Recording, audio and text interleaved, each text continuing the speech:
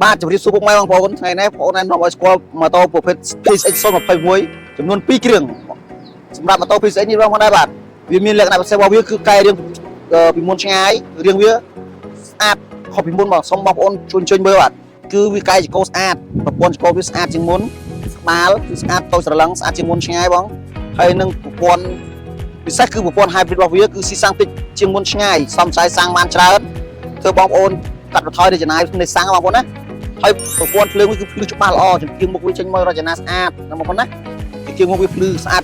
ពិសេសគឺភ្លើងស្អាតភ្លឺច្បាស់តែម្ដងបងប្អូនជីជប់ឡើងគឺអែមហើយវាមានប្រព័ន្ធ standby របស់វាគឺអែមបងប្អូន standby របស់វាអែមជីតាមផ្លូវតាមអីតាម stop អីយើងអត់ហត់ដេកពីរដងទេណាបងប្អូនណាហ្នឹងហើយហើយស្នៃប្រព័ន្ធប្រាំងវាមានប្រព័ន្ធប្រាំងបូមទាំងប្រព័ន្ធប្រាំងបូមទាំងពីរបង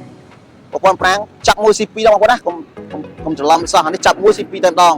ប្រាំងវាចាប់មួយ C2 តែម្ដងបាច់ចាំភ័យដល់ចាប់តែមួយ C មុខក្រោយណាបងប្អូនណាហើយប្រព័ន្ធហើយបើសបកកង់វាធំល្អស្អាតប្រព័ន្ធកង់វាសបកកង់ធំស្អាតណាបងប្អូនមួយជីបានរត់ឆ្នាំបងប្អូនបាច់ភ័យរឿងថាជីទៅផ្លូវល្អអីជីពិបាកជីនេះគឺលំនឹងវាមិនល្អណាបងប្អូនណាលំនឹងល្អគឺចាំចិត្តមកដល់ទេក្តៅហុយណាបងប្អូនណាចឹងបងប្អូនណាមានចំណាប់អារម្មណ៍អាចទៅមើលដល់ហាងបានអាចទៅតាមเพจបាននិងសួរតម្លៃតាមเพจឬតាមលេខសាប់បងប្អូនបានក្រោមបានណាហើយបើមានបងប្អូនណាចង់ចំណាប់អារម្មណ៍ចង់ដាក់ពាក្យបងលុះទិញដាច់ឬវាយដូរអាចទៅតាមលេខសាប់បានតាមเพจក៏បានដែរចំណាប់បងប្អូនណាចង់បងលុះបងបាច់ចាំភ័យបងប្អូនមានឯកសារទៅ3មុខទេសម្រាប់អ្នកធ្វើការរោងចក្រមានតែបានភៅភាសា